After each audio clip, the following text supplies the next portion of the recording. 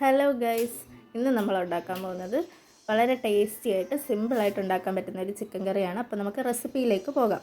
ഇതിനായി നമ്മളൊരു ചട്ടി എടുത്ത് ചൂടാക്കാൻ വെച്ച് അതിലേക്ക് കുറച്ച് വെളിച്ചെണ്ണ ഒഴിച്ച് ഒരു 4 സവോള അരിഞ്ഞെടുത്തിട്ടുണ്ട്, 2 പച്ചമുളക് എടുത്തിട്ടുണ്ട്, ഉപ്പ്, പിന്നെ നമ്മുടെ ഇഞ്ചി വെളുത്തുള്ളി പേസ്റ്റ് ആഡ് ചെയ്യണം. ഞാൻ ഇടയ്ക്ക് ആഡ് ചെയ്യാൻ വിട്ടുപോയതാണ്.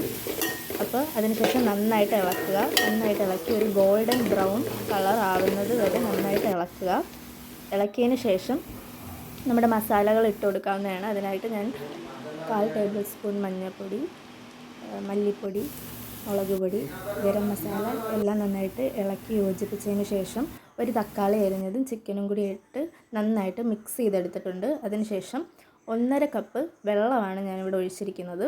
നന്നായിട്ട് അടച്ച് വെച്ച് 10 മിനിറ്റ് വേവിച്ചതിന് ശേഷം തുറന്ന് കറിവേപ്പിലയിട്ട് വീണ്ടും അടച്ച് വെച്ച് 10 മിനിറ്റ് വേവിക്കുക.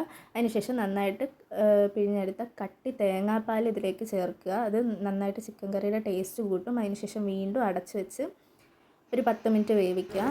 ടോട്ടൽ ഒരു 20 മിനിറ്റ് വേവിച്ചാൽ മതിയാകും. അപ്പോൾ നമ്മുടെ ടേസ്റ്റി ചിക്കൻ കറി റെഡി ആയിട്ടുണ്ട്.